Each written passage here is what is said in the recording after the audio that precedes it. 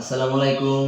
আমি রাশিদুল ইসলাম। আমার জেলা কক্সবাজার। আমার পেশা হলো আমি একজন সরকারি চাকরিজীবী। আমি infertility and reproductive health awareness কোর্সটি সম্পন্ন করেছি। আমার রোল নম্বর হলো CF-BD/IRHA-2/082535। আমি চিকিৎসা ফাউন্ডেশন বাংলাদেশ কর্তৃক পরিচালিত infertility and reproductive health awareness কোর্সটি সম্পন্ন করেছি। আমাদের কোর্সের শিক্ষকের নাম হলো ডাক্তার পবিত্র কুমার শীল স্যার।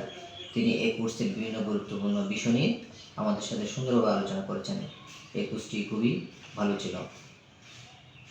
তাই আমি ডাক্তার পবিত্র কুমার শীল স্যার ও চিকিৎসা ফাউন্ডেশন বাংলাদেশের প্রতি কৃতজ্ঞতা প্রকাশ করছি এবং ধন্যবাদ জ্ঞাপন করছি।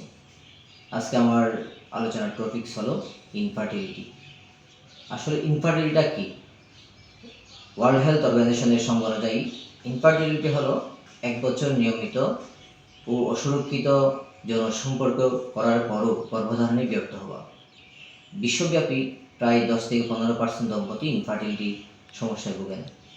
ইনফার্টিলিটি দুই প্রকার, একটা হলো প্রাইমারি ইনফার্টিলিটি আর একটা হলো সেকেন্ডারি ইনফার্টিলিটি।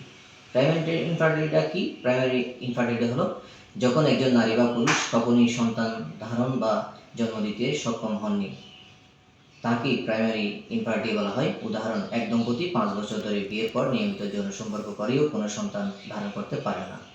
সেকেন্ডারি ইনফার্টিলিটি হলো যখন একজন নারী পূর্বে অন্তত একবার সন্তান ধারণ করেছে কিন্তু পরবর্তী সময়ে আর গর্ভধারণ করতে পারছেন না, তাকে সেকেন্ডারি ইনফার্টিলিটি বলা হয়। উদাহরণ, একজন মা প্রথম সন্তান জন্ম দেওয়ার পর দ্বিতীয়বার আর গর্ভধারণ করতে পারছেন না,